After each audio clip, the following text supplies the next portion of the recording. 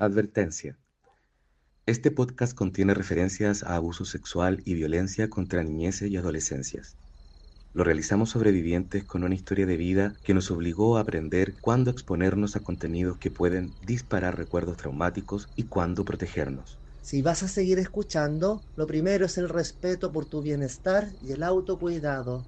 Puedes pausar o abandonar. No te presiones. Son reflexiones y testimonios que puedes compartir en otro momento o ninguno. Estamos para acompañarnos. ¿Para qué vas a hablar? Un podcast hecho por la Red de Sobrevivientes de Chile.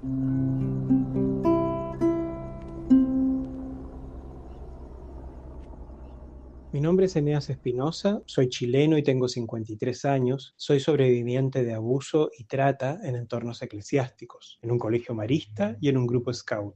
Soy fundador de la Red de Sobrevivientes de Chile y activista. Soy Daniel Vera, tengo 56 años y pertenezco a la Red de Sobrevivientes de Abuso Eclesiástico de Argentina. Hola, mi nombre es Ana Luz Salazar. Soy víctima y activista a favor de niños, niñas y adolescentes, víctimas de pederastia clerical, y pues yo fui víctima a los 8 años. Hola, mi nombre es Paul Endre Saavedra. Tengo 51 años. El tema del abuso ha sido un tema en mi vida, producto de haber sido víctima de abusos de connotación sexual por parte de miembros del clero. Mi nombre es Lorena Contreras, soy psicóloga de profesión y trabajo como académica de la Facultad de Psicología de la Universidad Diego Portales. Particularmente trabajo con niños, niñas y adolescentes que han sido víctimas de alguna forma de vulneración. Vengo investigando hace muchos años el tema de la violencia y abuso sexual infantil. Mi nombre es Helmut Kramer, actualmente tengo 55 años y soy sobreviviente de abuso sexual eclesiástico. Hola, mi nombre es Cristina Palma, tengo 38 años.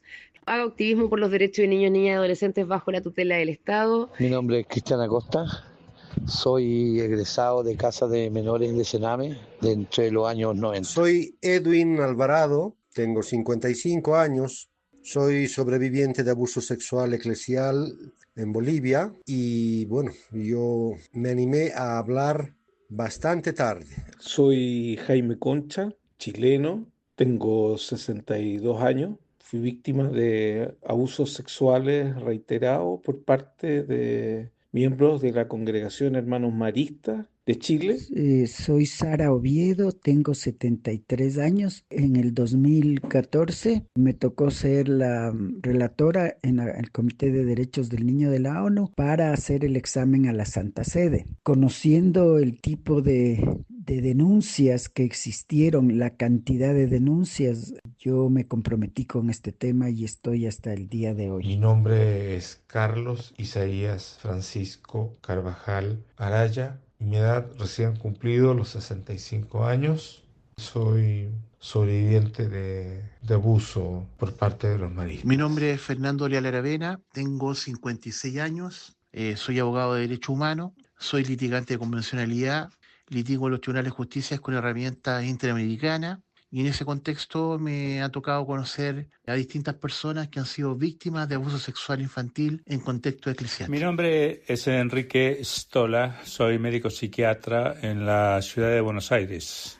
Tengo 76 años, tuve que asistir a personas que habían sufrido la represión política durante la dictadura, agresiones sexuales. Pero lo fuerte fue el caso Grassi, ahí en el año 2002, que me permitió conocer cuáles son los mecanismos de protección que la institución eclesiástica tiene en relación a sus curas agresores sexuales y toda la red que por fuera funciona coordinadamente con ella. Mi nombre es Lucha Leftradu Venegas Navarrete, soy sobreviviente a abuso en entornos institucionales, en el Sename, también soy académica, así que me toca estar en distintos ámbitos, trabajando, movilizando y cruzando de manera transversal los derechos humanos para irlos consagrando dentro de nuestra cultura, dentro de nuestro día a día, pero también irle exigiendo a las instituciones y al Estado que los garantice. Y de ahí que voy a hablar justamente del abuso sexual infantil en entornos institucionales como una gravísima vulneración sistemática de derechos humanos.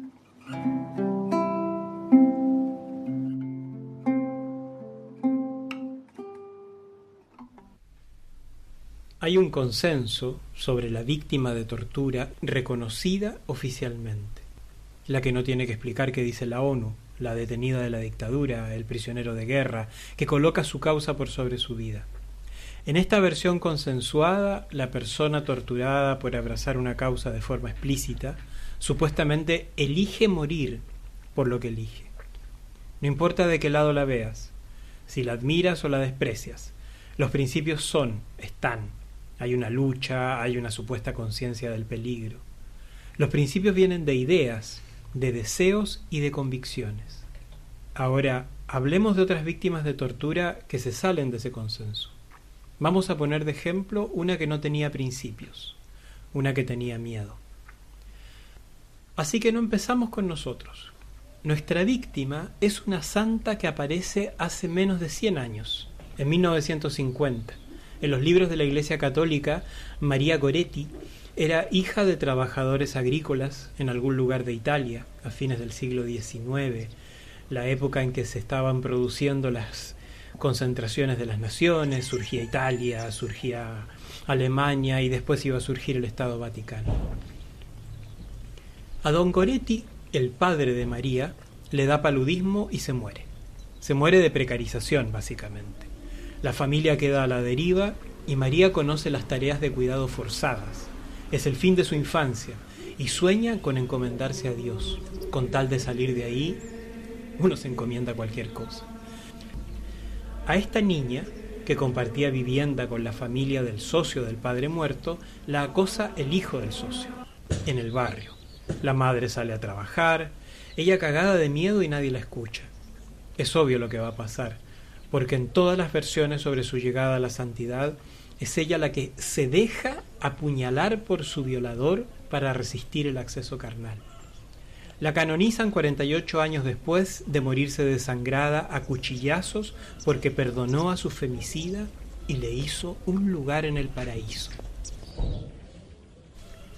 Hay también textos fáciles de googlear sobre esto, que narran el devenir de los hechos y citan al femicida que decía: me gustaba, la provoqué 2 veces al mal, pero no pude conseguir nada. Despechado, preparé el puñal que debía utilizar. Lo condenan, lo encierran y lo liberan por buena conducta. Y la madre de la niña santa lo perdona y cuenta la leyenda que fueron vistos compartiendo la mesa de Navidad, todo en familia. Esta niña, María Goretti, no fue deseada, no fue una heroína que resistió el pecado, no fue salvada por la fe, fue una víctima de tortura. Leo la definición de la ONU, específicamente de la Convención contra la Tortura. Todo acto por el cual se inflige intencionadamente a una persona dolores o sufrimientos graves, ya sean físicos o mentales, con fines de obtener información o una confesión, como castigo, para intimidar o por cualquier otro motivo que implique discriminación. Este acto debe ser cometido por un funcionario público o con su participación, y no incluye los dolores inherentes a sanciones legítimas. Algunos elementos clave. La intencionalidad. Debe ser un acto deliberado, no un accidente o un daño por negligencia. Dolor o sufrimiento grave. Puede ser físico o mental. Ejemplos incluyen la simulación de la ejecución, que se considera tortura. Con un propósito específico. Se realiza con un fin determinado, como obtener información, confesión, castigar, intimidar, discriminar. De autoría estatal. Debe ser cometida por un funcionario público o con su consentimiento, aquiescencia o participación. Por ejemplo, un guardia que golpea a alguien o permite que otros lo hagan. ¿Y dónde está la tortura en la historia de esta niña en su casa?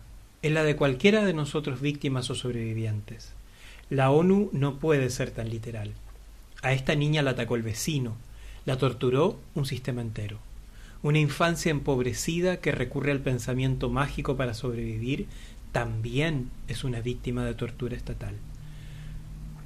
Se dice que la víctima de tortura que no cede, que no entrega información, que no delata a sus compañeros o defiende sus brujerías, decide morir antes que perder los principios o de pedir perdón. Muchas veces la gente, ¿no?, trata o aborda al sobreviviente o a la víctima como que si les pasó esto es porque son buenas personas, ¿no? Es difícil un poco hablar de esto también porque el ser víctimas de abuso no nos constituyen per se ni en personas sanas, ni en personas buenas, ni en personas admirables, perdón. No, ser víctima de abuso simplemente constituye el hecho de que dentro de la pirámide en la que nos ocurrió el abuso, ¿no? Espacio familia, institución religiosa o castrense, etcétera, estábamos en desventaja absoluta y en total indefensión. Ahora, para la gente también la víctima debe cumplir como con ciertos estándares, la buena víctima y la mala víctima.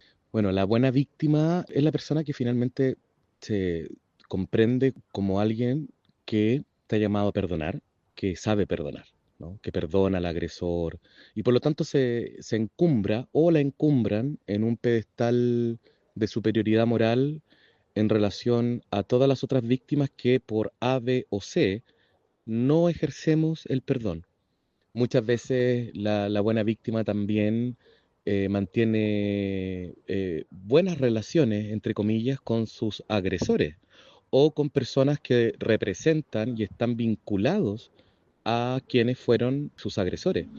En su candor, en su idea personal o autocomprensión de estar llamados como a ejercer una especie de santidad, ¿no? Despliegan entonces su bondad sobre estas personas mostrándose altruistas. Y eso es bien injusto al final del día, porque hay muchas y muchos, en los que me incluyo, que no vamos a ejercer el perdón de esa manera. Entonces, ahí ha faltado como una mirada más política, y cuando digo política me refiero como a entender que el tema del abuso va más allá de si la situación me tocó a mí, sino cómo la transformo en un capital de bienestar para otros, ¿no? Esta mala víctima, por decir de alguna manera, es crítico y crítica del propio rol que debe ejercer un sobreviviente en términos políticos. ¿Me quedo con esto como una experiencia traumática personal o lo transformo en algo que pueda repercutir justamente hacia los demás? Aclaremos que en nuestros consensos y nuestro imaginario, la víctima de tortura es adulta y elige desde su autonomía, pero lo que elige son sus principios, no la pena capital ni el sufrimiento. ¿De dónde sacan que una niña abusada, torturada, elige morir? No pudo ejercer su derecho a formar principios. Ni ella importaba, ni el cuerpo que la contenía, ni quién podría haber sido importaba a los poderes que se alimentan del abuso y de la violencia contra infancias. No solo la Iglesia, que siempre anda buscando materia prima para fabricar su merch de santitos. Al Estado, a la justicia tampoco, si hay cómo disfrazar la tortura de algo más cómodo y tapar cuerpos que no importan. El marketing que le hace esta historia al sacrificio, a la comunión, a las horas sin dormir para preparar la consagración, les ahorró horas de educación religiosa a mis abusadores y a sus encubridores. Te adoctrinan para resistir el pecado, pero si te matan resistiendo, ahí verás tú lo que haces para perdonar. En esta historia hay jerarquías. La víctima queda a cargo del pecado. Al victimario le agarró el pecado como un virus y después se le fue. Hay una infancia que se disocia de su vida sin derechos. Hay una institución gigante que lo gobierna todo, que le convierte la ilusión de pertenecer en su único deseo. Cualquier otro deseo se le castiga. Hay descuido, hay falta de recursos. Hay un macho oprimido que se convierte en opresor y en torturador y se lo repara. La imagen del sobreviviente arrepentido y bueno y el sobreviviente que no es capaz de perdonar es otra manera de revictimizar y es otra manera de usar el poder para que quienes queden mal parados en esta historia seamos las víctimas de sobrevivientes y no los perpetradores de tales horrores. La buena víctima es la víctima comedida, que otorga el supuesto perdón, que ya no quiere saber nada del tema, que le da la vuelta, que apaga su voz para que no se incomode el status quo, ¿no? La hegemonía. Eso pues hace que las conversaciones de violencia sexual infantil pues estén apagadas y lo normal sea violar niños y que no suceda absolutamente nada, ¿no? El personaje este de la buena víctima, además de todo lo dicho, es usado para establecer un piso de impunidad.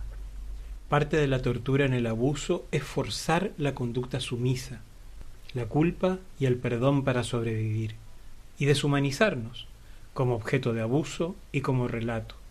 Mejor que yo lo define Lorena. Existe una imagen colectiva de lo que es una víctima, de lo que debería ser. Y en general pensamos en una víctima como alguien indefenso, alguien que no conoce al agresor, alguien que estaba desarrollando una actividad respetable, que ha hecho todo lo posible por defenderse y por resistir el abuso. Y eso es lo que en la literatura se llama una víctima ideal. De las otras víctimas se tiende a dudar y a la gente no le parecen tan víctimas. ¿Por qué andaba ahí a esa hora? Ella conocía al agresor. ¿Por qué se fue con él? ¿Por qué no opuso resistencia al ataque? Pero la verdad es que las víctimas no suelen ser como nosotros podemos imaginarlas. Suelen no luchar al momento del ataque y eso puede ser por terror, por incredulidad o simplemente por supervivencia. Yo creo que es muy necesario despejar ciertos mitos acerca de lo que son las víctimas, porque el imaginario colectivo suele engañarnos. ¿Y si María Goretti se enojaba y no se preparaba para la comunión? Ahí la culpa sí era suya y la tortura era su merecido. El abuso sexual tiene que ver con un tema de poder, de la necesidad de algunas personas de cosificar y hacer sentir el poder sobre alguien que sienten más débil. La forma en cómo eso después cada uno lo va interpretando y viviendo, cómo lo va filtrando en su vida, ahí sí tiene que ver con el paisaje bajo el que uno se formó, y ahí está también, dentro de varios factores, está la clase social. Nosotros vivimos en una sociedad donde el abuso sexual está absolutamente normalizado hasta el día de hoy. A pesar de la última ola feminista, a pesar de la enorme cantidad de denuncias por abuso sexual eclesiástico, de denuncias por abuso sexual en scout, en grupos deportivos, en colegio, a pesar de eso, aún se sigue silenciando, porque a la sociedad le cuesta asumir una verdad tan dolorosa. Es demasiado fuerte el aceptar que en tu país, el que sea, a niños, niñas, adolescentes, hombres y mujeres, también adultos, alguien los abusa sexualmente. La sexualidad tiene una carga demasiado fuerte. Es tu cuerpo, es algo tan íntimo que nos cuesta aceptarlo. Y es mejor decir, sí, existe, qué malo, demos vuelta a la hoja, sigamos, guardemos silencio. Yo soy de una generación de sobrevivientes que más encima vivimos el abuso bajo dictadura. Y eso también tiene que ver con un momento psicosocial muy especial, donde el silencio era parte de nuestras vidas, donde no éramos dueños de nuestro cuerpo porque el Estado podía disponer de nuestros cuerpos y hacerte desaparecer. Por lo tanto, el sentido de ser el dueño o dueña de tu cuerpo no existía de partida por un gobierno que te quitó ese derecho. Y más encima viene un sacerdote, viene un cura y te usa a su antojo en nombre de Dios. O sea, el Estado y la Iglesia te dicen tú no eres dueño de ti mismo. El abuso sexual es una forma de tortura. Acá hay un Estado que ha promovido el abuso sexual a través de su negación durante muchísimos años y luego bajo el ocultamiento de información. Por lo tanto, avala la tortura que nosotros sufrimos al ser violados.